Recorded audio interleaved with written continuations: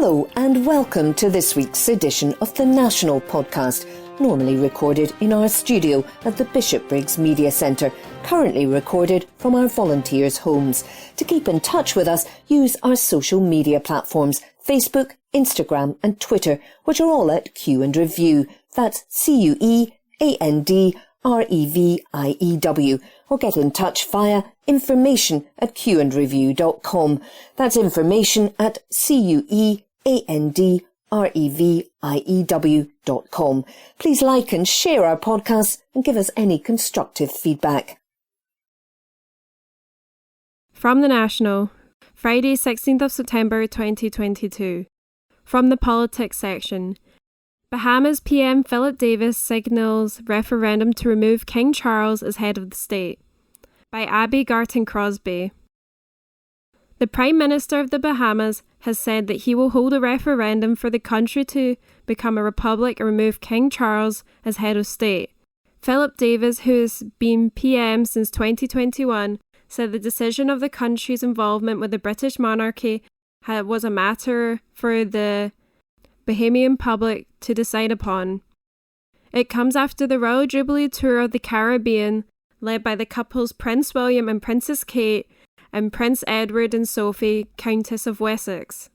The trip, in March, was met with furious protests and calls for slavery repatriation. Speaking after he signed a book of condolences in the Bahamian Senate following the death of Queen Elizabeth, David confirmed a public vote was on the table. He told reporters, "For me, it's always is, but again, it is our people who will have to decide.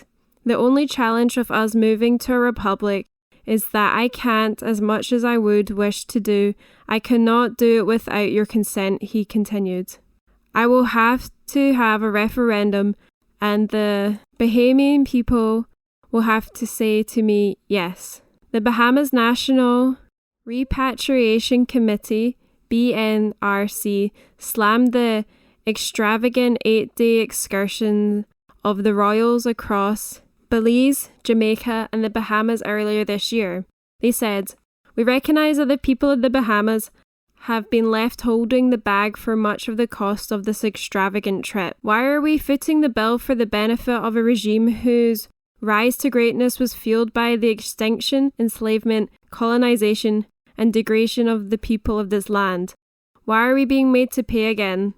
Once William and Kate have passed over the newly paved roads driven by the freshly painted walls and waved to the school children who have been pulled out of their classes to stand and watch them go by, what will the Bahamian people be left with? The Bahamas gained its political independence from Britain in July 1973, but the debate around whether or not the country should ditch the monarchy has gathered pace in the wake of the Queen's death. J. Mickey Bow, Vice Chair of the House of Rastafari in the Bahamas, told The Independent, "We in the Bahamas have seen very few examples of how the monarchy benefits our country in any aspect. We don't see how the celebration of our oppressors helps us any. The royal family should apologise for slavery and bring repatriation to all of the Commonwealth countries. King Charles III will meet more of these demands on his desk in the near future." And this article was by Abby Garton Crosby.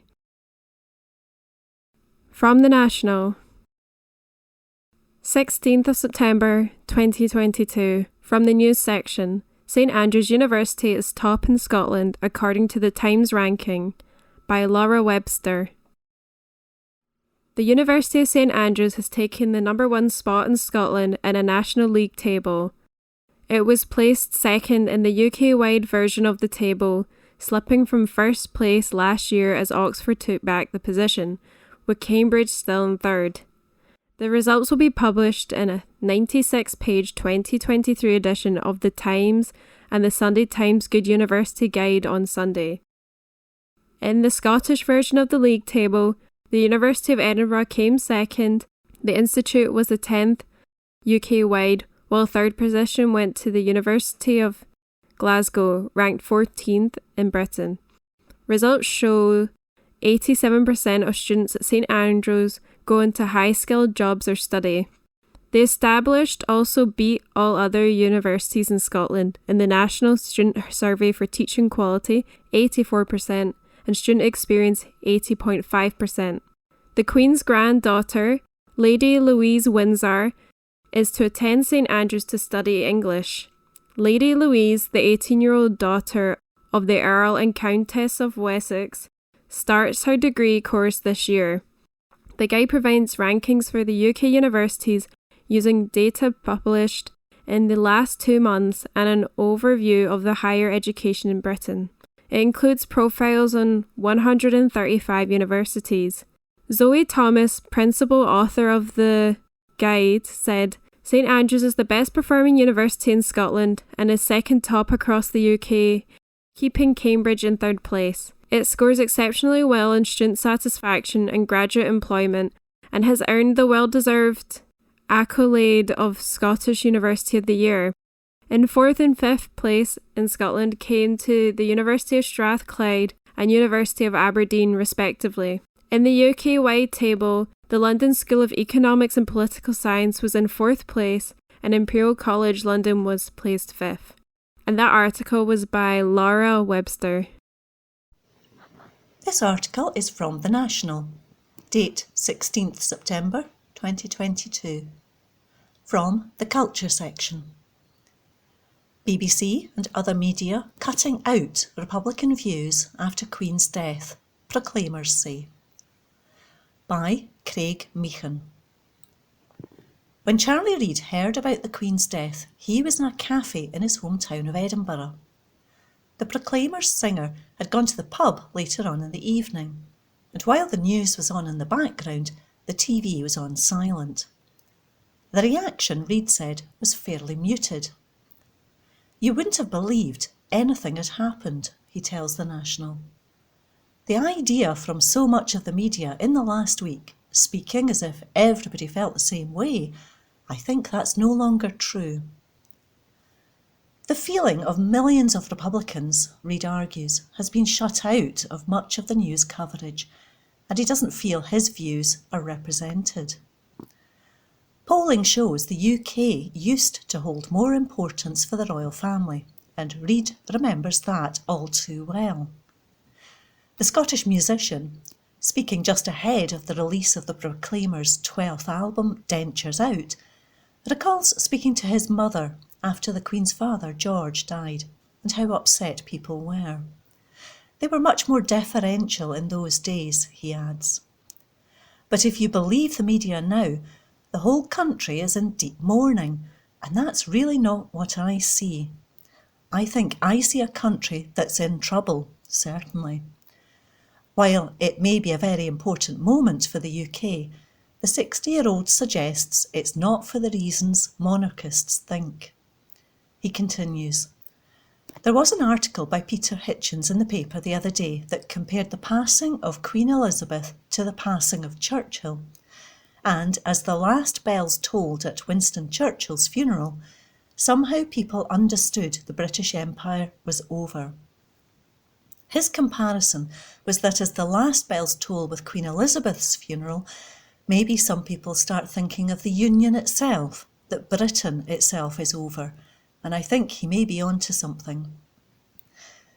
The 500 Miles I'm Going to Be, star, has been unhappy with much of the media coverage since the Queen's passing. It has, he argues, only represented one voice, while claiming to speak on behalf of the entire Union. The way they've acted, you'd think the story was that it's just about people's grief and people respecting her. But the real story is that in 2022, an unelected head of state has died, he says. Her son, similarly unelected, has taken over, and the media has encouraged no debate on that. They're unquestioning. The way they report that everyone in Britain feels the same way, they don't. This is just simply untrue. On the proclamation of King Charles in Oxford, I think one guy was lifted for shouting, "Who elected him?" And I thought, that guy spoke for me. And he speaks for loads of other people, not just in Scotland, but right around the UK. Reid said there were millions of people across the Union, including a high percentage, perhaps a majority in Scotland, who are not having their voices heard. Loads of people are like me. They had personal respect for the woman, but they do not support the monarchy. They are showing respect for her and her son, but the idea that they agree with an unelected head of state in 2022 is unbelievable. And that coming a fortnight after the most dishonest Prime Minister in my lifetime was forced from power, and a few thousand people elected a new Prime Minister, and no election was held for the British people to have their say. The words British and democracy ring hollow at the moment. With the Tory election and accession of Prince Charles, it starts to look very hollow to me. Polling earlier this year found fewer than half of all Scots, 45%, supported the monarchy under Queen Elizabeth. There are questions over whether this level of support will continue under King Charles III. Before the new sovereign took over from his mother, only a third of people in the UK thought he'd make a good king. After the Queen's death, though, that jumped to nearly 2/3. Reid says there's no doubt the Queen was a huge international figure and that her death is a massive change for Britain. But now the question should be, why do we have an unelected head of state?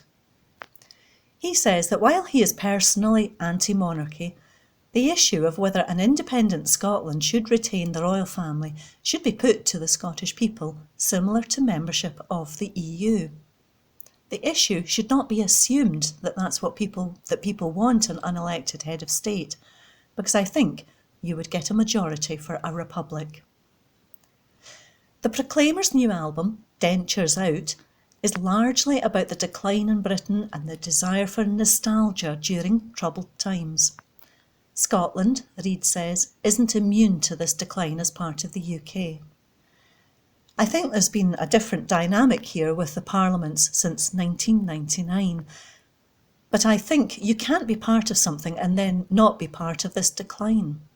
Scotland's been part of the British decline, there's no doubt about that.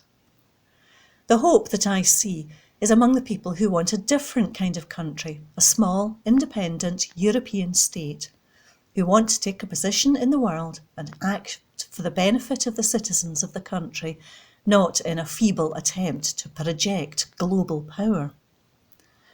On India F2, Reid said there was next to no chance the British state will have a referendum soon because they know now they could lose. He's not convinced of the SNP's legal battle against the UK over holding a referendum as the way forward either, saying the party had painted themselves into a corner on their independence strategy. Westminster's refusal of another referendum, though, is something Reid says should prompt people to question how democratic the British state is. With the album, the musician said he wasn't having a go at Britain. I'm not anti-British. I'm mainly speaking about what I see happening around me. There's a general decline in the West. It's hitting Europe very hard. I think it's going to be a very difficult couple of years. Maybe the most difficult in my lifetime. But the hope lies in a modern, independent Scotland where we would redraw the priorities, the people's priorities, and equality and fairness would be at the heart of it. And the people who rule over us would be elected rather than appointed. That article was by Craig Meehan. This article is from The National, date 19th September 2022, from the News section. Homeless Project Scotland run emergency soup kitchen due to closure of food banks, by Gregor Young. A homeless charity has said it is disappointed and shocked in the extreme that some food banks have closed their doors due to the Queen's funeral. Homeless Project Scotland will operate an emergency soup kitchen in Glasgow on Monday evening to provide support to those who need it. It follows the announcement that some food banks would be closing on the day of the funeral, with more than a third of food bank operators in Scotland deciding to close their doors. A spokesperson for the charity said, "We appreciate that tomorrow will be an emotional day for our country. However, we also must recognise that tomorrow will bring challenges for those who are vulnerable and homeless in being able to source and access warm and nutritious food.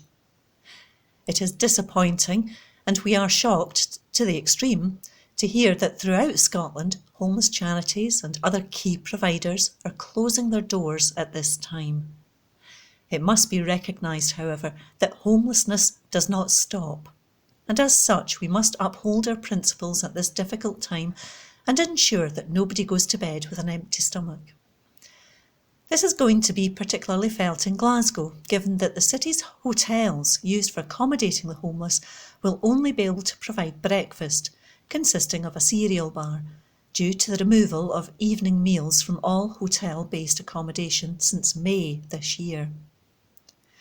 This service will not affect our normal soup kitchen operations on Tuesday, Wednesday and Friday. Homeless Project Scotland is calling for assistance from food suppliers and businesses, with emergency kitchen opening at 8 o'clock on Monday evening on Argyle Street. That article was by Gregor Young.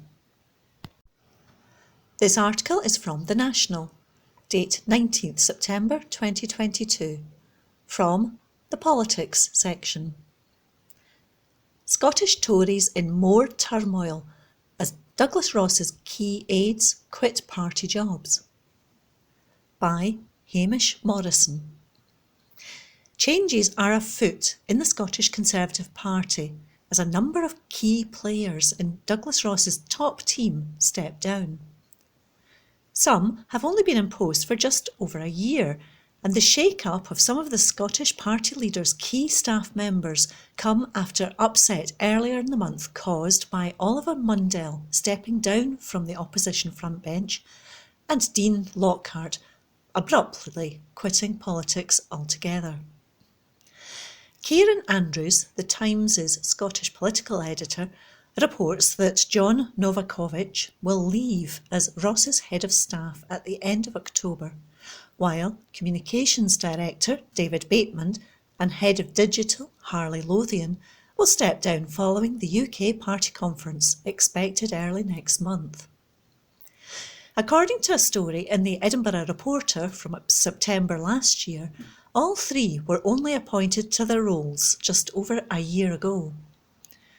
Novakovic joined the Scottish Tories last year after beginning his career as an Australian political advisor, before moving into work with charities and groups working in conflict zones like Afghanistan and Syria. According to his LinkedIn profile, he remains a board member of Scotland's International Development Alliance. It comes amid a period of turmoil for Ross's party, which was rocked earlier in the month with a double whammy of resignation announcements in just one day. Mundell, the party's former education spokesperson, said he had quit that role to better focus on his young family. Lockhart, an MSP from 2016 and the former chair of Holyrood's Net Zero Committee, has quit Parliament entirely to take on a new and undisclosed role with a firm he said was focused on helping society reach net zero targets. Bateman and Lothian are planning on starting a new digital communications company. Bateman said, "It's been a pleasure working for the Scottish Conservatives, and I wish the party every success in the future." The Scottish Conservatives were approached for comment. That article was by Hamish Morrison. This article is from The National, date 19th September 2022. From the News section. Tory Council criticised for lighting up Wallace Tower in Union flag colours for Queen. By Steph Brown. Council chiefs have been criticised for lighting up the Wallace Tower in Ayr in honour of Queen Elizabeth. South Ayrshire Council, which is headed up by a minority Tory administration, lit up the 19th century landmark in red, white and blue on Sunday and said it would remain illuminated in the colours of the Union flag on Monday during the late Queen's funeral. But Republicans have slammed the decision, given William Wallace's key role in the battle for Scottish independence at the end of the 13th century. Ex-SNP policy advisor Tim Rideout said on Twitter it was an insult to his memory and corrected the council when it described the late monarch as Queen Elizabeth II. He said, firstly, Queen Elizabeth I of Scots. Secondly, a complete insult to the memory of Sir William Wallace. Another Twitter user wrote, if being hanged, drawn and quartered by a monarch wasn't sufficient, now William Wallace posthumously bows to celebrate the life of a monarch who represents Scotland's shackling. Ewan Hunter, meanwhile, described the move as a deliberately political act. He said, a deliberately political act designed to upset and show complete disrespect. Yet they would be the first to demand respect. They not only disrespect the memory of William Wallace whilst pouring scorn on all Scots, they also disrespect the moment of HM Queen Elizabeth's passing. The Wallace Tower, created by Robert Snodgrass Sr., is one of two prominent Wallace memorials in Scotland, alongside the Wallace Monument in Stirling. Queen Elizabeth's funeral will take place at Westminster Abbey from 11 a.m. on Monday. That article was by Steph Braun. This article is from The National, date 19th September 2022, from the News section. Ukraine accuses Russia of nuclear terrorism after missile strike. By Adam Robertson. A Russian missile strike has hit a facility close to a nuclear power plant in southern Ukraine, in what has been described as an act of nuclear terrorism, the country's atomic energy operator said. Energoatom, which operates Ukraine's nuclear power plants, said the strike early on Monday hit an industrial complex that includes the Pivdennukrinsk nuclear power plant in the Mykolaiv region. Energoatom said the missile struck just 300 metres from the plant, causing an explosion which broke more than 100 windows in the complex. The attack also resulted in a nearby hydropower plant shutting down temporarily, though it did not affect the reactors of the nuclear plant, Energoatom has confirmed. The Pivdennukrinsk plant, also known as the South Ukraine nuclear power plant, sits along the southern Bug River and is about 190 miles south of the capital, Kyiv. It is Ukraine's second largest nuclear power plant with 3 reactors. The Zaporizhzhia nuclear power plant, the largest in Europe, has been occupied by Russian forces since the early days of the invasion and has repeatedly come under fire, which has cut off its transmission lines and eventually forced operators to shut it down to prevent a radiation disaster. Russia and Ukraine have traded blame for the shelling. That article was by Adam Robertson. From The National, Tuesday the 20th of September 2022, from the news section, F expletive deleted the King graffiti appears on Rangers pub in Glasgow, by Rebecca Newlands, and read to you today by Ian. Anti-monarchy graffiti has appeared on a Rangers pub in Glasgow. Staff at the Loudon Tavern on Copland Road, a stone's throw from Ibrox Stadium, shared images which appear to show the pub being tagged with 2 messages. One reads, £8 million funeral while our country starves, while another says F*** the King. A wall in Broomloan Road, about half a mile from the pub, also appears to have been targeted with the phrases "Lizzie's dead" and "Lizzie in a box" emblazoned across the brickwork. The team at the bar commented that they were sad to have made the discoveries at their venue. They wrote, "The Lounging Tavern, Ibrox Stadium, has a history of helping the local community without prejudice. We find it really sad that there are uneducated people walking our streets that would be involved in this unwarranted vandalism against our business."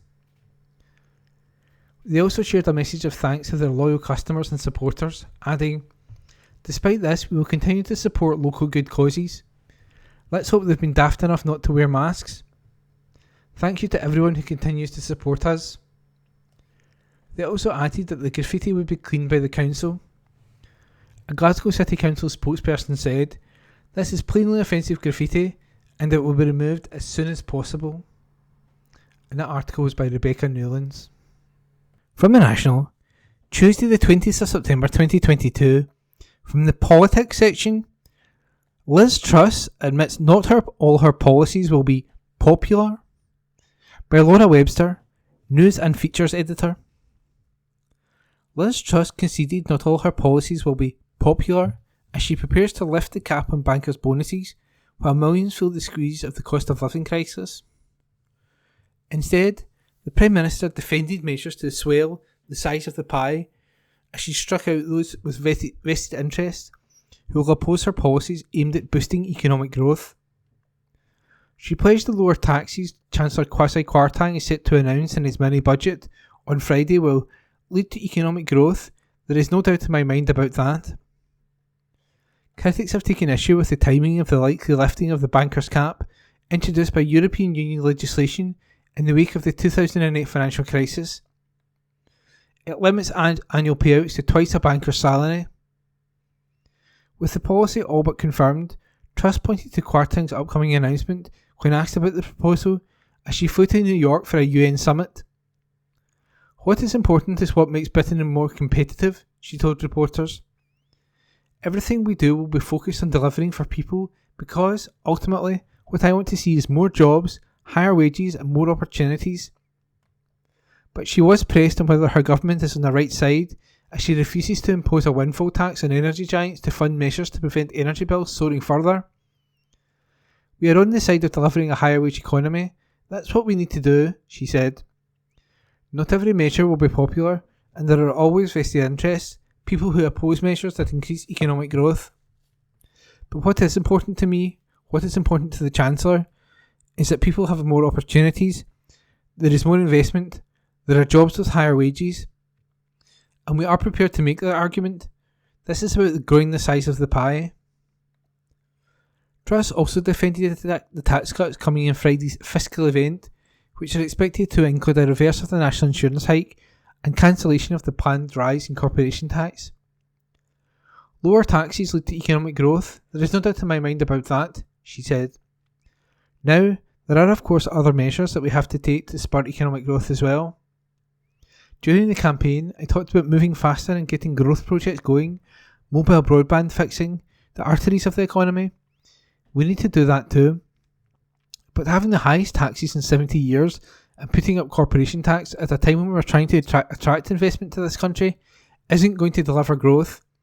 We need to be competitive." And that article was by Laura Webster. From the National, Tuesday the 20th of September 2022, from the news section, Liz Truss's US trade deal talks admission proves Brexit is an unmitigated disaster, say SNP. By Abby Garton-Crosby. Liz Truss's admission that negotiations for a post-Brexit free trade deal with the US will not resume for years is a humiliating U-turn after years of hyped-up rhetoric, the SNP have said.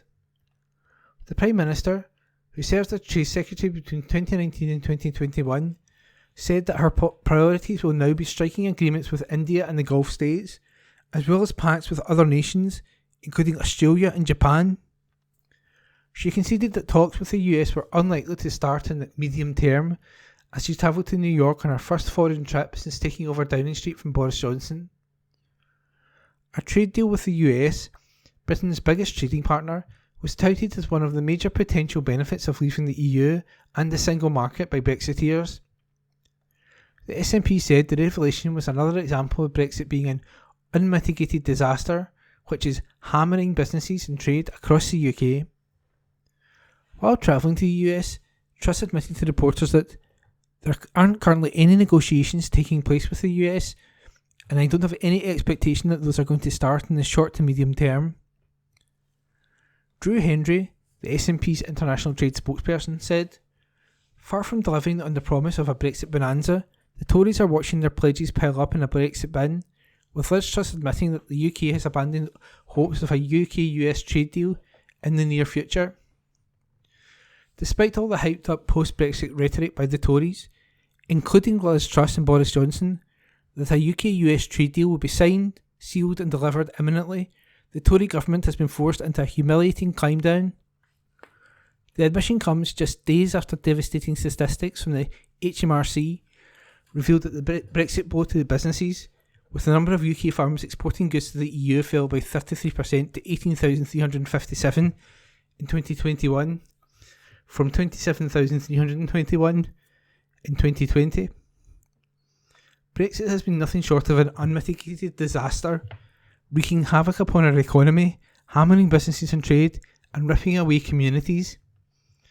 It's beyond any doubt that the only way to escape the harmful effects of Westminster control and the longer term damage of the Brexit is to become an independent country with the full powers to create a fairer, more prosperous society and rejoin the EU. What have Joe Biden and his allies done about a trade deal? US President Joe Biden has stalled on trade negotiations and, vocally proud of his Irish heritage, has raised concerns about the impact of Brexit and the Northern Ireland Protocol on the peace process. Truss, in her previous role as Foreign Secretary, has threatened to rip up the post-Brexit trading arrangements, and the Northern Ireland Protocol Bill is currently making its way through the House of Commons. Ahead of the bill being introduced, US House Speaker Nancy Pelosi had warned that the legislation could endanger prospects for a free trade agreement between the two countries. While the EU has lodged fresh legal action against the UK for failing to comply with the rules set out in the protocol, Biden has warned that the row must not threaten peace within the region, and has been reluctant to pursue a trade deal with the UK government as a result. At the White House last year, Johnson's hopes of an early trade agreement were dashed after Biden made it clear, publicly, that it was not in the cards. Truss said her priority going forward was to join the Trans-Pacific Trading Partnership of 11 countries, which includes Canada, Australia and Singapore. It comes after figures from HMRC showed the number of UK businesses exporting goods to the EU,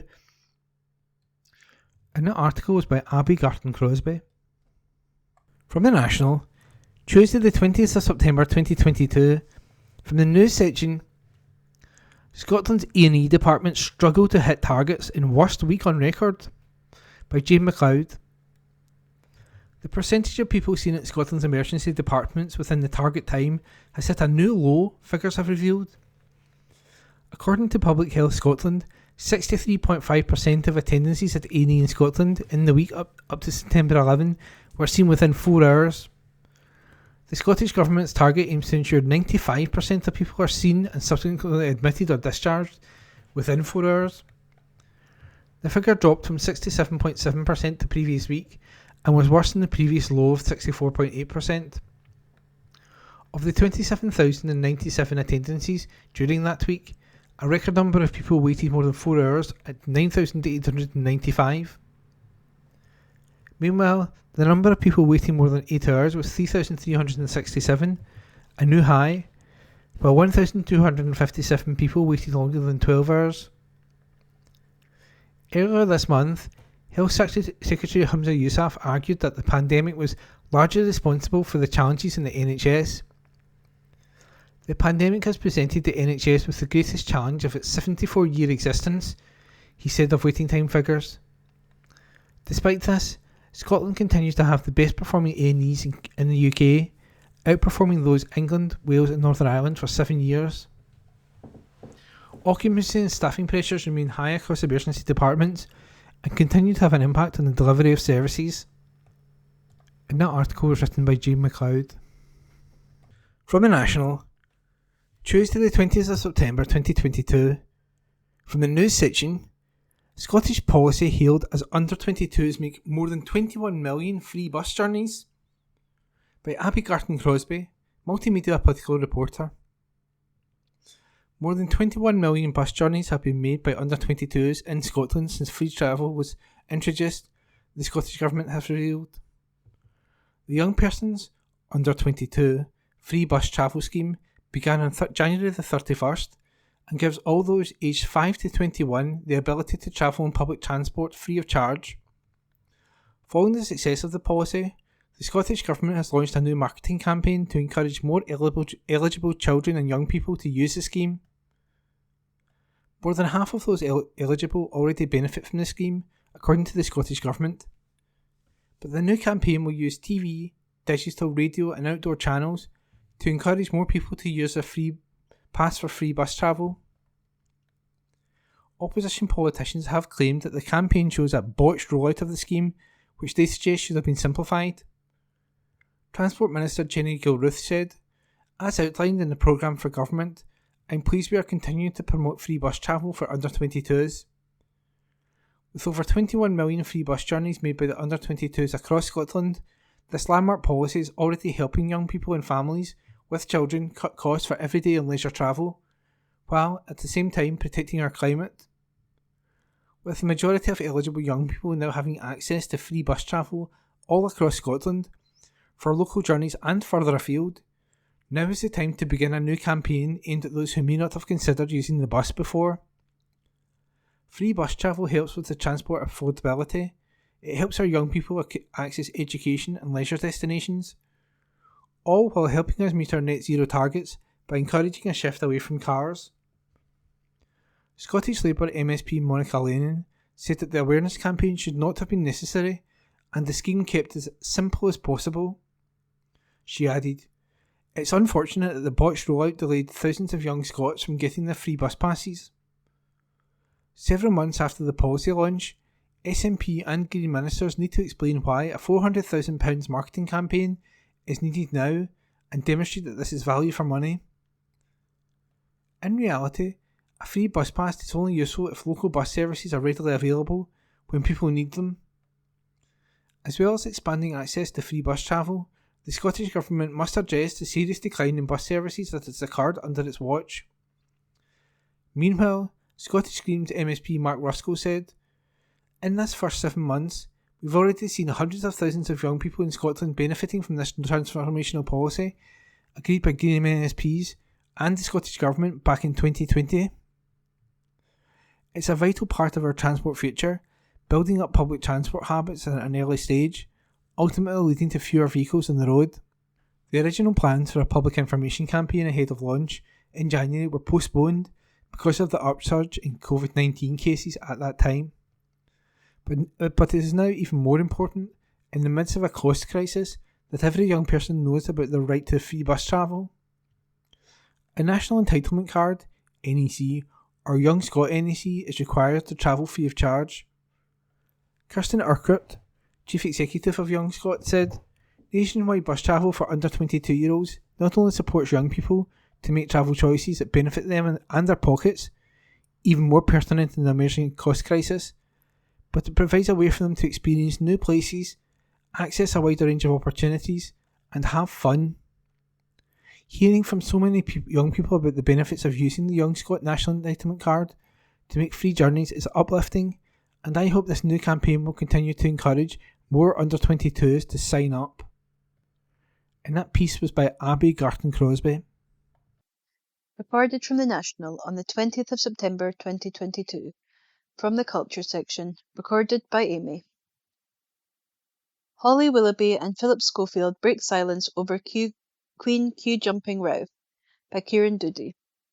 ITV This Morning presenters Philip Schofield and Holly Willoughby have broken their silence following backlash for queue-jumping to see the Queen's lying in state. It comes amid a petition calling on This Morning bosses to sack Holly Willoughby and Philip Schofield after fury over the presenters queue-jumping. On Monday, This Morning bosses were reportedly in crisis talks over whether they should scrap a segment covering the Queen's lying in state.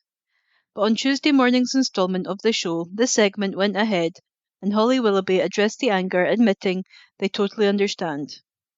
During the segment looking back over the period of national mourning, Holly said, like hundreds of accredited journalists, we were given permission to access the hall. The rules that we would be quickly escorted to an entrance and not file past the coffin.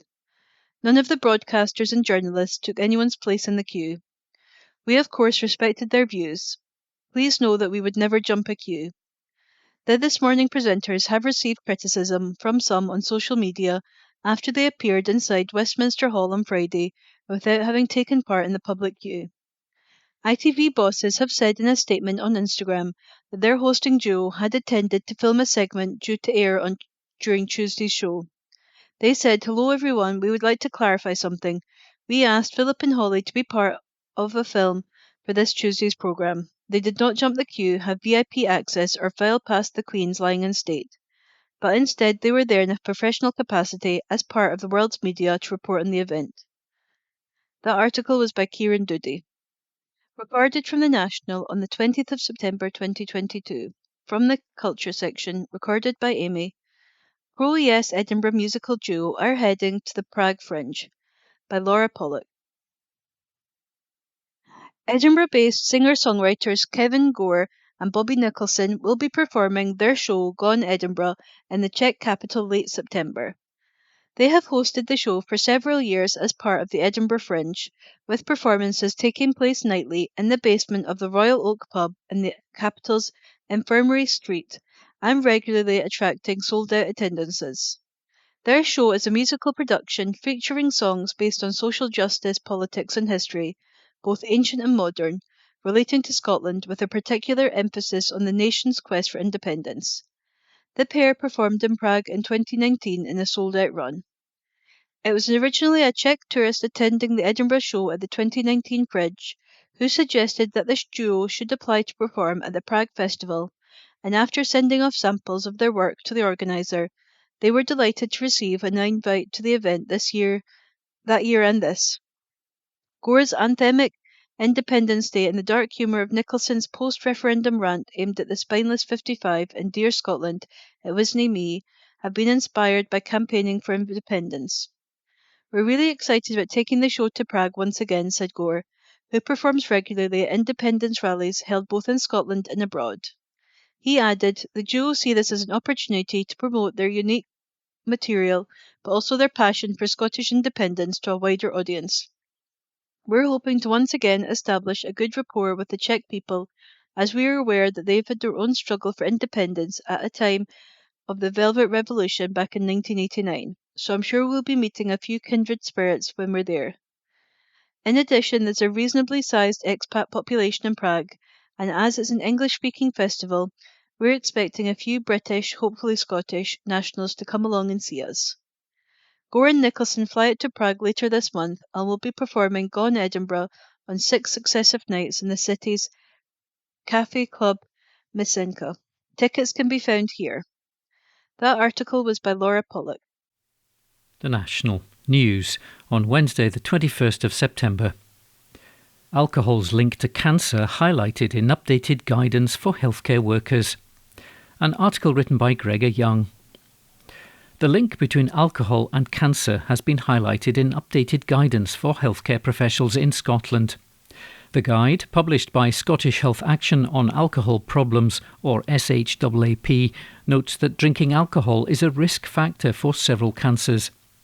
Around 6.5% of deaths in Scotland in 2015, the last time the figures were calculated, were attributable to alcohol consumption, and more than 28% of these deaths were due to cancer, the guidance states. It suggests healthcare professionals can help to reduce alcohol-related cancer risks by informing patients about them and providing guidance and support to help people reduce how much they drink. SHAAP Chairman Dr Alistair McGilchrist said, "There's clear evidence that alcohol increases the risk of developing a multitude of cancer types." Alcohol harm is one of Scotland's biggest health issues, and healthcare professionals have an opportunity to inform their patients about the risks between alcohol and cancer, and thereby reduce the risk that those patients will develop alcohol-related cancers and other alcohol harms. This updated guidance provides healthcare professionals with a summary of the relationship between alcohol and cancer, sets out the patterns of alcohol use and harms in Scotland by age, gender and socio-economic status, and outlines the different avenues for treatment and prevention of harmful alcohol use. SHAAP is a partnership of the Medical Royal Colleges in Scotland and the Faculty of Public Health, and is based at the Royal College of Physicians in Edinburgh. An article written by Gregor Young. The National News on Wednesday the 21st of September. Report reveals Scottish second home hotspots. An article written by Judith Duffy. The areas of Scotland with the highest proportions of second homes have been revealed in a new report, which shows major hotspots in rural communities.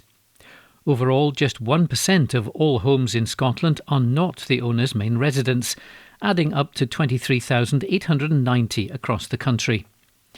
But there are wide variations across council areas, according to a briefing from the Scottish Parliament Information Centre.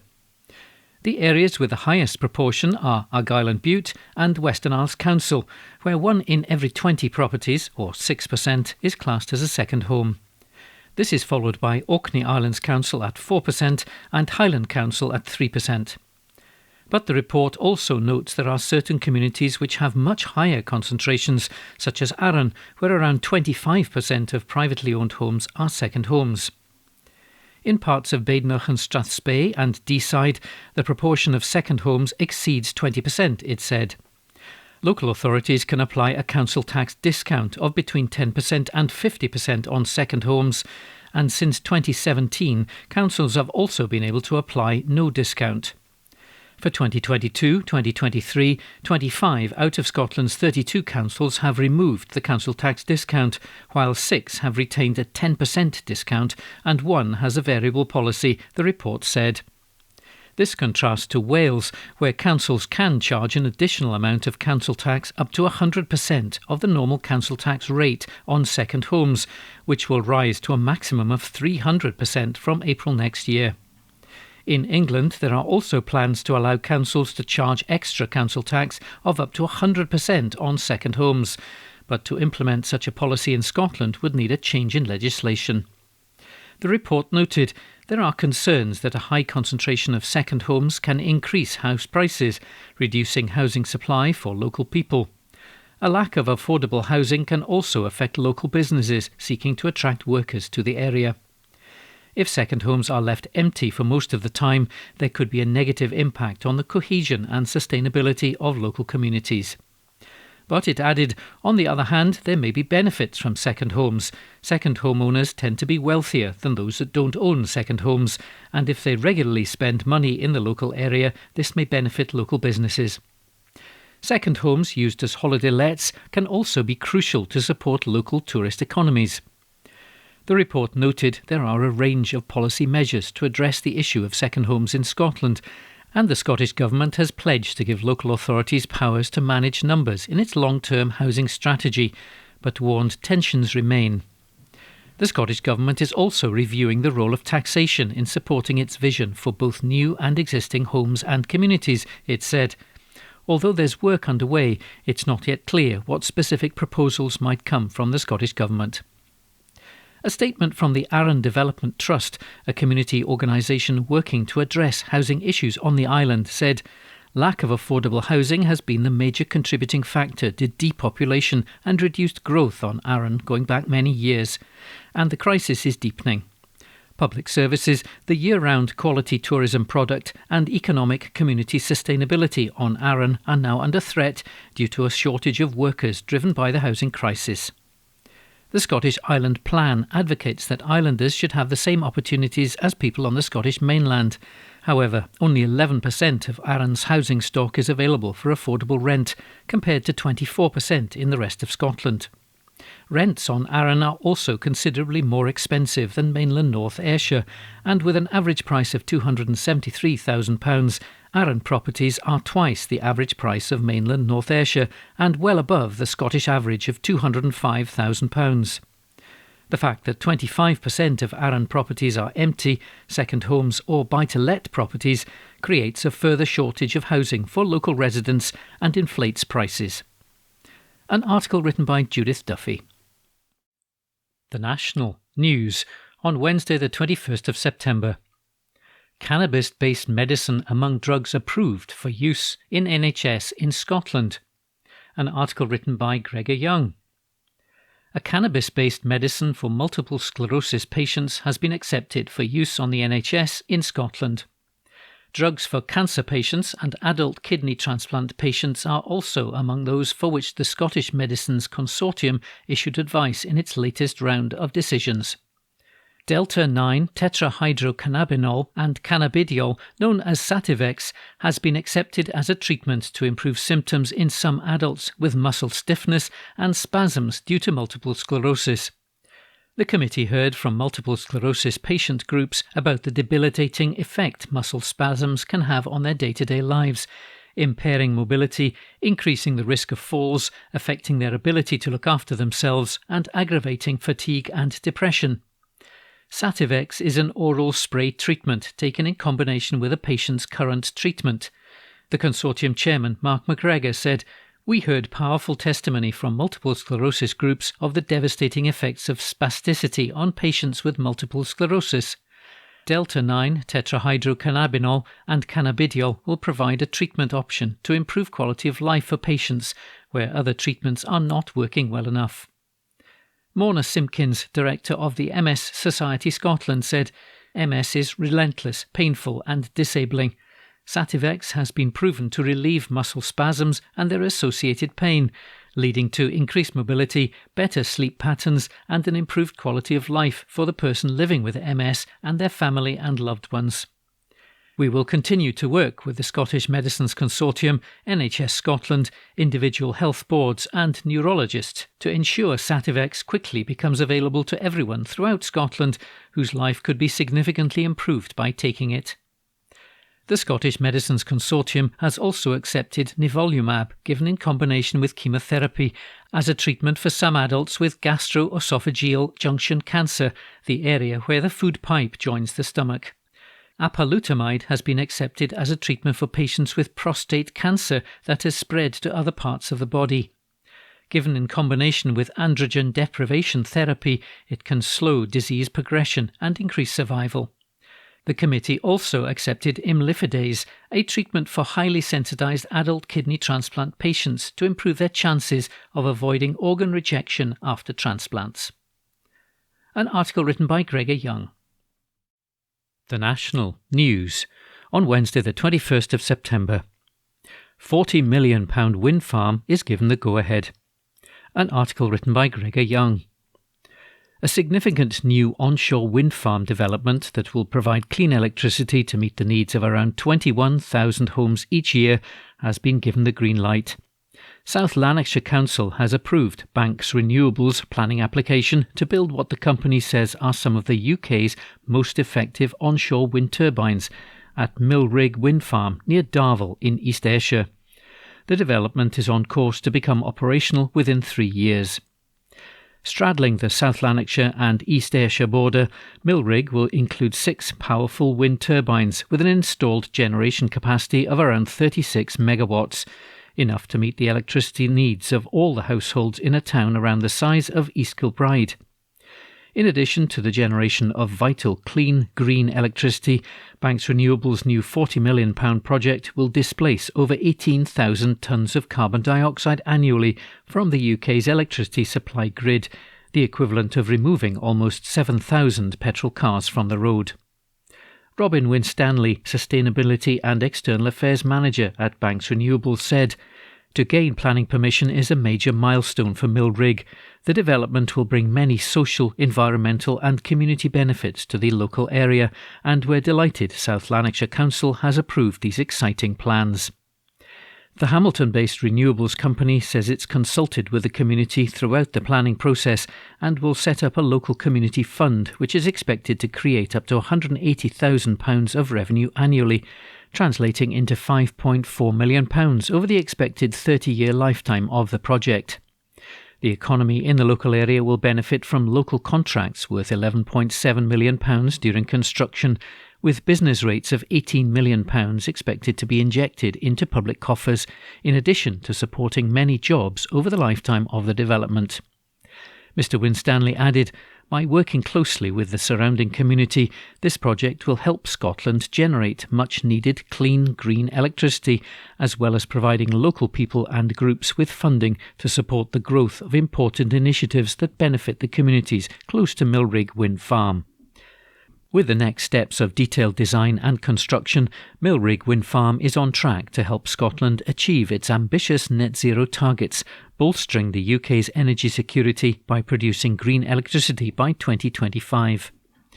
Banks Renewables secured approval for the Lethans wind farm near Newcumnock, East Ayrshire in 2020, and the grid connection of the Kype Muir wind farm south of Straven, South Lanarkshire, 3 years earlier. Millrig will become Banks' fourth operational Scottish development once construction is complete. An article written by Gregor Young. The National, on Wednesday the 21st of September. Opinion. No minor royal, but Truss is definitely a minor politician. A column written by Tasmina Ahmed Sheikh. After the impressive ceremony of the Queen's state funeral, it's back to politics and economics with a bang for the officers on deck of the sinking ship Britannia. And that hard reality reveals the UK as being all pomp with precious little circumstance. The new Truss administration has promised a blizzard of policy announcements to demonstrate activity. In fact, all this will demonstrate is that the art of the cliché is still practised in the Downing Street press operation. Next thing you know, they'll be announcing a bonfire of the Quangos. At Westminster Abbey, Liz Truss was mistaken by Australian television for a minor royal. As she flies into the General Assembly of the United Nations, she best aware being correctly identified as a minor politician, leading a failing country whose economic prospects are plummeting as fast as the plunging currency. Miss Truss's candid confession on the way to the plane that talks on a free trade deal with the United States would not even start in the short to medium term is an admission of devastating incompetence, a continuation of the titanic success of Brexit as forecast by her predecessor. Any incoming Prime Minister faced with such post-Brexit negligence would immediately expunge from her administration the previous international trade and foreign secretaries who had allowed this hiatus to develop. The problem for Liz Truss is that she herself was the occupant of both offices as the Brexit promise of a mega transatlantic trade deal crumbled into the dust. It's been clear for some time that the United States deal was on the back burner, or at the back of the queue, as Barack Obama famously said. It's been equally clear that the prospect once floated by the Johnson government that the UK might instead apply to join the US-Mexico-Canada agreement was also wishful thinking, masquerading as a policy. Indeed, that suggestion was unceremoniously buried almost as soon as the Daily Express breathlessly announced it exactly 1 year ago, claiming the multi-billion-pound trade tie-up would be a huge boost to Britain's economy as it bounces back from the pandemic. In the cold reality of the dawn's early light, none of this amounts to a hill of beans. The UK already has a serviceable trade deal with Canada inherited from the EU. Meanwhile, Mexico is the world's 16th biggest economy, but ranks a mere 42nd in the UK's trading partners. Talks on a new trade deal were launched this summer by the then Trade Secretary, Anne-Marie Trevelyan, who has since been moved to Transport. A successful trade bilateral might lead to the refreshing sight of Mexico's redoubtable president, Andrés Manuel López Obrador, delivering another much-needed lecture to the UK on respect for Scotland's democracy, but will not transform the depressing position of the UK's trade balance. Even if the US itself was willing to embark on the big talks, a free trade deal with Washington would add much less than 0.5% to the UK gross domestic product. The Johnson administration lost more than that from UK output in the single month of June this year. In addition, it would be hugely problematic, with widespread fears of predatory US companies turning their greedy, beady eyes on what's left of the National Health Service, to say nothing of enough hormones in beef to ensure every one of us would fail an Olympics drug test. Agricultural trade is the number one headache at the International Trade Organization right now, and there's little appetite internationally for yet further complications. The real significance of the abject Tory failure on US trade is not economic but political. The UK is at the back of the queue because it simply does not matter. The Biden administration has a host of other more pressing economic questions and in any case is in no mood to do the UK any favours, and showing any urgency on a trade deal would require exactly that. Miss Truss has been as blinkered as Mr Johnson in seeking to unravel the Northern Ireland Protocol negotiated by Lord Frost, the latest darling of the Tory grassroots bigots, but a man whose sense of his own destiny stands in inverse proportion to his negotiating ability. Joe Biden is widely mocked.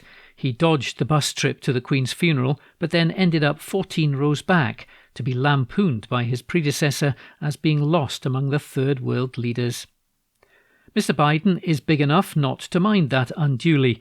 However, the Irish in him does very much mind the UK's disgraceful treatment of the Irish Republic in the attempt to destroy a protocol which has brought about the best economic performance in Northern Ireland relative to the rest of the nations and regions of the UK since records began. And one, of course, which has majority support in the north as well as unanimous support in the south.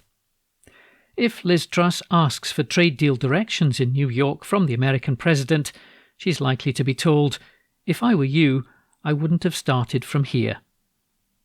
A column written by Tasmina Ahmed Sheikh. The National News on Wednesday the 21st of September. Rail strikes to bring network to an effective standstill next month. An article written by Steph Braun. Railway workers are to resume strikes in long-running disputes over pay, jobs and conditions, threatening fresh travel chaos for passengers. Members of the drivers' union ASLEF at 12 companies will walk out on October the 1st and October the 5th, which will affect travel for delegates and visitors to and from the Conservative Party conference in Birmingham. The Rail Maritime and Transport Union, or RMT, said its members at Network Rail and 14 train operators will strike on October the 1st. The RMT said the October the 1st stoppage will bring the railway to an effective standstill, adding it had received no further offers from the rail industry to help come to a negotiated settlement. ASLEF warned it was in for the long haul as the rail disputes remain deadlocked. ASLEF General Secretary Mick Whelan said, "We would much rather not be in this position. We don't want to go on strike. Withdrawing your labour, although a fundamental human right, is always a last resort for this trade union, but the train companies have been determined to force our hand." They're telling train drivers to take a real terms pay cut. With inflation now running at 12.3% and it's said to go higher, these companies are saying the drivers should be prepared to work just as hard for just as long, but for considerably less. The companies with whom we're in dispute have not offered us a penny. It's outrageous that they expect us to put up with a real terms pay cut for a third year in a row. That's why we're going on strike, to persuade the companies to be sensible, to do the right thing, and to come and negotiate properly with us. Not to run up and say, "Our hands are tied and the government will not allow us to offer you an increase."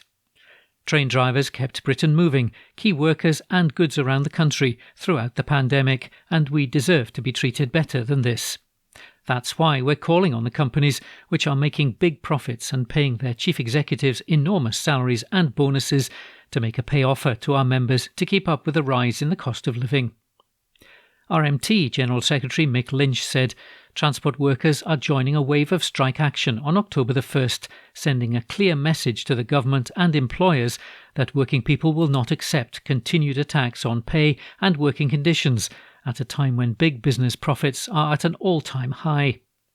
The summer of solidarity we've seen will continue into the autumn and winter if employers and the government continue to refuse workers reasonable demands.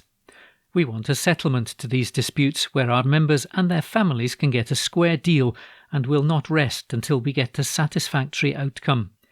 A rail delivery group spokesperson said, "These strikes will once again hugely inconvenience the very passengers the industry needs to support its recovery from the ongoing impact of the pandemic. They range from those left out of pocket because they can't get to work, to people missing vital appointments, and to thousands of London Marathon participants who, after months of training, will have their journeys to London disrupted at the weekend. The strikes are not in the long-term interests of rail workers or building a sustainable rail industry. We want to give our people a pay rise, but without the reforms we're proposing, we simply can't deliver pay increases. Revenue is still around 80% of pre-pandemic levels. No business can survive that scale of upheaval without implementing a change. The actions of union leaders have very real consequences. Every strike day takes more money out of their members' pockets. We want to see the industry and its people thrive. We're asking the union's leadership to do the right thing, call off these damaging strikes and work with us to make that happen. An article written by Steph Braun. The National Politics on Wednesday the 21st of September. Tory minister slated for funeral cost comments. An article written by Steph Braun. The pomp and displays of wealth following the Queen's death will feel a million miles away from the lives of most people grappling with the cost of living crisis, the Greens have said, while blasting a sweeping statement a top Tory minister made about the cost of the funeral. Culture Secretary Michelle Donnellan claimed on Sky News that taxpayers will argue the cost of the funeral was money well spent, despite not being able to say how much the state event had cost. But Green MSP Maggie Chapman rubbished the remark and insisted the UK government must now find the same determination to help struggling families through the cost of living crisis as it has in putting on Queen Elizabeth's funeral. Meanwhile, anti-monarchy pressure group Republic has said Ms Donnellan's comments are symptomatic of the unquestioning commentary the public has been subjected to since the Queen's passing on September the 8th. The funeral on Monday included a service at Westminster Abbey attended by around 2,000 people from across the world, before a separate committal service was held at St George's Chapel in Windsor. Ms Chapman said, "The pomp, pageantry and displays of wealth we've seen over the last 10 days will feel a million miles away from the lives of many people who are suffering as a result of the cost of living crisis that has been inflicted from Westminster. This is one of the wealthiest societies in the world, yet hundreds of thousands of people are being plunged into poverty by cuts, austerity and skyrocketing bills. There's nothing inevitable about inequality or poverty. It's the result of political choices made in a system that prioritises corporate profits over well-being, and by successive UK governments that have known exactly what they are doing and the impact that they are having. If Downing Street can find millions of pounds to celebrate a life very well lived, then they must show the same determination to provide financial security and peace of mind for the millions of people who are being forced to choose between heating and eating." The Scottish Greens boycotted a parliamentary session of fawning tributes to the royal family yesterday. Co-leader Patrick Harvey told the new monarch that life isn't rooted in status or title during a motion where party leaders paid tribute to the Queen in the Scottish Parliament last week. He said those who targeted him with vile abuse in the wake of his condolence message should grow up. When she was asked by Kay Burley how much the funeral had cost, Ms Donnellan said, "We haven't got that total figure, but I think the taxpayer would argue that it was money well spent. I always think of our late monarch as the glue that brought society together and communities together, and in her final act that's exactly what she did, and it was remarkable to see that on the ground." Graham Smith, CEO of Republic, said there are questions to be answered on whether the royal family could have contributed to the funeral themselves, as he criticised the fawning in coverage of the event. He added, "It's very difficult to say something is worth the money when you can't say how much it cost. It's symptomatic of the fawning and unquestioning commentary that's been going on for the last 10 days. I mean, yes, it's a state funeral, but there are scales of costs and there are questions over where Charles could have afforded to pay for it himself. We're struggling to pay for our nurses and teachers, and we're throwing hundreds of millions, probably, at a funeral that he could have paid for himself. Broadcasters have demonstrated a complete lack of impartiality. During the coverage throughout the last 10 days, they've continued to suggest the country is mourning, which is not the case, as most people have just been getting on with their lives. I'd also argue that in the queue and the crowd on Monday, these were not exceptional numbers of people, and they don't represent the majority of people in this country." An article written by Steph Braun. The National News on Wednesday the 21st of September. Scotland's greenhouse gas emissions on downward trajectory, says SEPA. An article written by Abby Garton-Crosby. Scotland's greenhouse gas emissions are maintaining a downward trajectory with a 5% drop in the space of a year, official figures have shown. The Scottish Environment and Protection Agency, or SEPA, said the latest statistics follow a downward trend in emissions since 2007. However, they added that there's still a clear impact on Scotland industries in 2021 from the COVID-19 pandemic, with the economy not fully recovered. The Environment Agency also revealed it's investigating a major accidental release of fluorinate gases by Anglo beef processors, who has a site in Perth, which is said to be the second largest of its kind in the food and drink sector in Europe. It comes as Glasgow City, which is historically home to some of Scotland's most polluted streets due to traffic emissions, reported that their carbon dioxide emissions fell by 13% since 2020 and 50% since 2006. Meanwhile, SEPA said that around a third of sites which report emissions to the Scottish Pollutant Release Inventory annually noted a significant difference in their 2021 data compared to the previous year. The agency says this is in line with previous year's reporting, but added a caveat that the COVID-19 pandemic is still having an impact on the industries involved. The Scottish economy contracted by nearly 11% in 2020 when restrictions were in place, and many sectors, including construction, manufacturing and mining and quarrying industries, are still recovering from the pause in activity. And while a number of sites told SEPA that production had increased during a downturn in 2020, other firms said that production had not returned to pre-pandemic levels in 2021.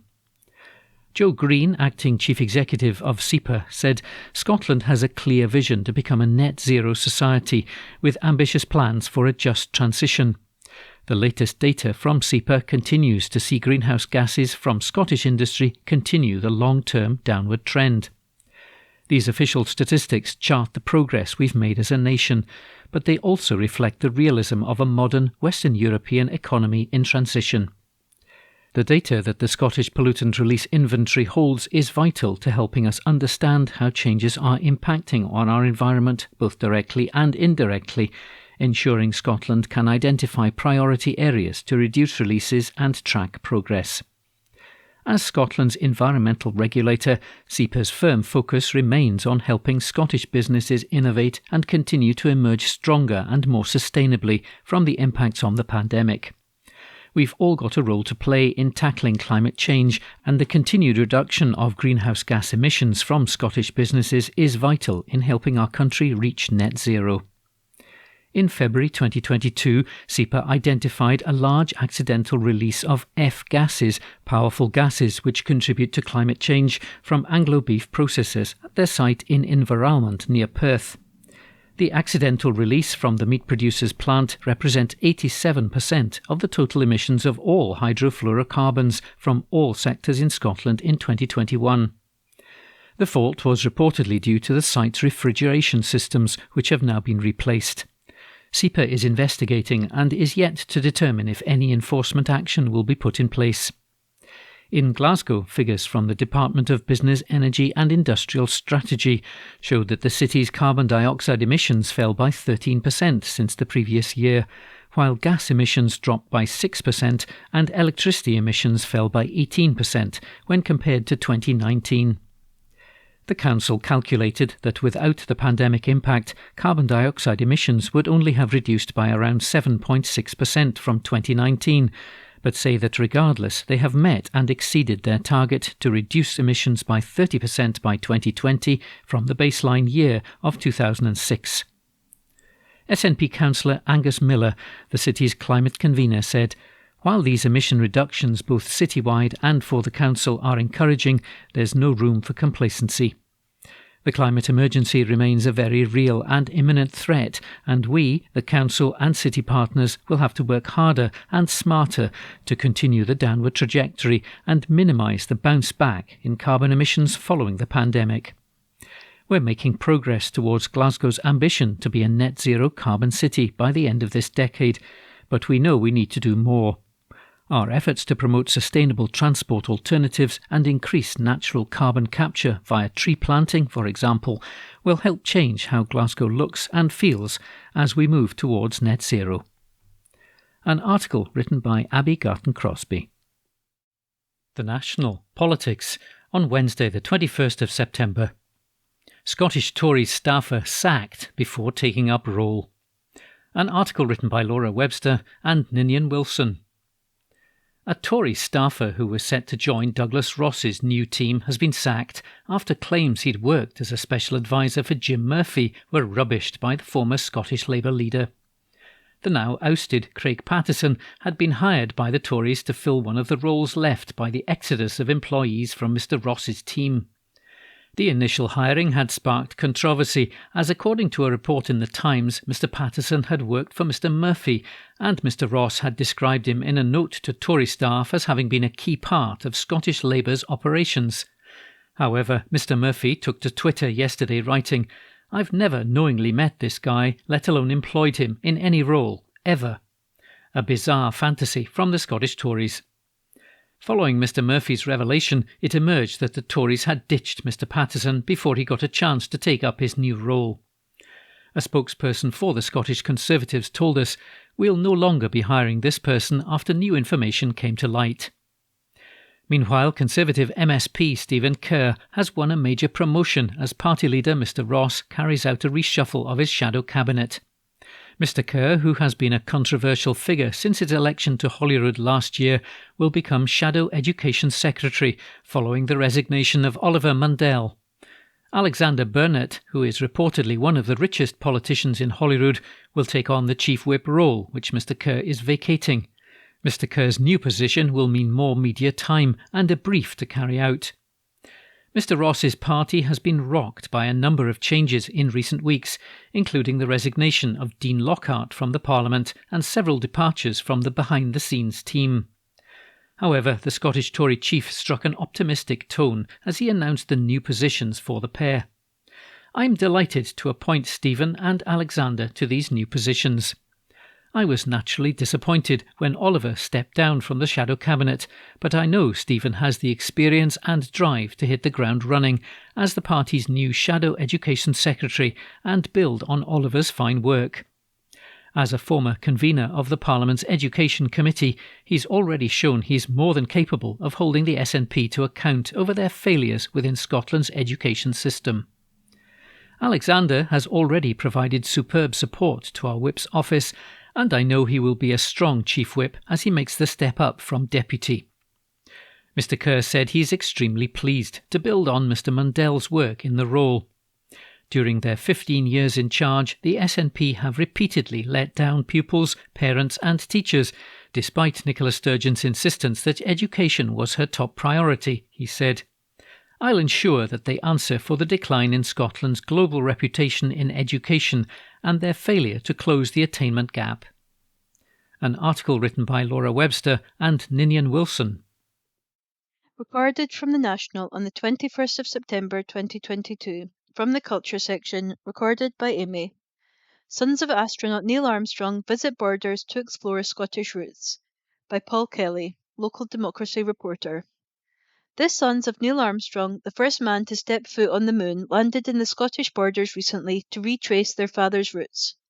Mark Armstrong, 59, and Rick, 65, together with their extended family, visited the Johnny Armstrong Gallery and Borderlands Museum at Teviot Head near Hawick. It came 50 years after their dad had paid a poignant visit to southern Scotland after retracing his roots to Langholm in Dumfries and Galloway, where he made the town's first freeman in March 1972. On the visit to the Teviot Head Museum, they were greeted with a rendition of the song Johnny Armstrong played on the border pipes by Matt Seatle. This song commemorates folk hero and border raider Armstrong, who was captured and hanged on the order of King James V in 1530. Seattle said, "I was surprised and honoured to be asked to play for Neil Armstrong's sons. It was clear that returning to Scotland meant a great deal to his family." The Armstrongs were also shown the breastplate and helmet of their 16th century namesake, which is due to go on display at the Borderlands Museum based at the gallery. Venue owner Ken Moffat said, Neil Armstrong originally visited the museum in the late 1980s, so it was a pleasure for his sons and grandchildren to visit and preview the new museum. They have thoroughly enjoyed their visit and are already making plans to return. They have a huge affection for the area, and which is reciprocated by the people living here. When visiting Langholm, Armstrong's son signed a book of condolence in remembrance of the Queen.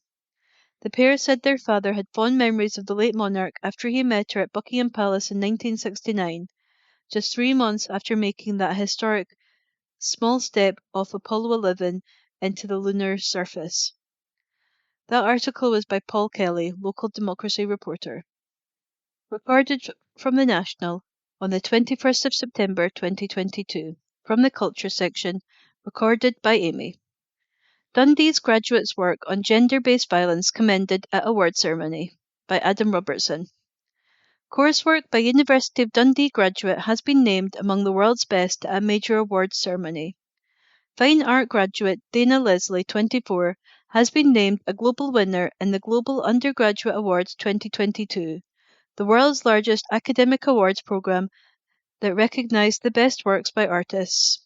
Leslie's work was named overall winner in the visual arts category for her work titled Hope as a Form of Planning, which highlights the problem of gender-based violence and encourages interaction with the sharing, documenting and battling of gendered experiences.